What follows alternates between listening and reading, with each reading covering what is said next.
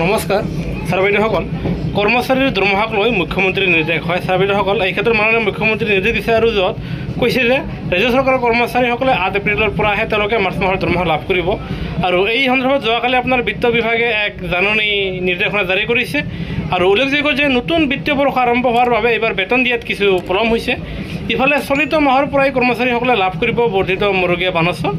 জানিব পৰা মতে মুখ্যমন্ত্ৰী ডক্টৰ হিমন্ত বিশ্ব শৰ্মাই ৰঙালা বিহুৰ পূৰ্বে সকলো কৰ্মচাৰীয়ে যাতে বেতন আৰু পেঞ্চন লাভ কৰে তাৰ বাবে ব্যৱস্থা গ্ৰহণ কৰিবলৈ নিৰ্দেশ দিছে। আৰু যাৰ ফলত মুখ্যমন্ত্ৰীৰ নিৰ্দেশ মৰ্মে কৰ্মচাৰী আৰু পেঞ্চনাৰসকলে তেওঁলোকে 8 এপ্ৰিলৰ পৰাহে তেওঁলোকে মাৰ্চ মাহৰ দৰমহা আৰু পেঞ্চনসমূহ লাভ কৰিব। আৰু আপোনালোকে দৰমহা আৰু পেঞ্চন এইবাৰ আপোনালোকে 50% দিয়ে ধৰিহে আপোনালোকে লাভ কৰিব।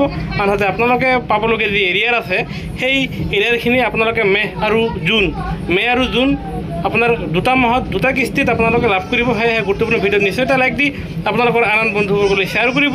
আনহাতে কৰ্মচাৰীৰ প্ৰতিটো শেহতীয়া খবৰ জানিবলৈ আমাৰ চেনেলটো ছাবস্ক্ৰাইব কৰিব নাপাহৰিব। ভিডিঅ'টো চাবৰ বাবে ধন্যবাদ।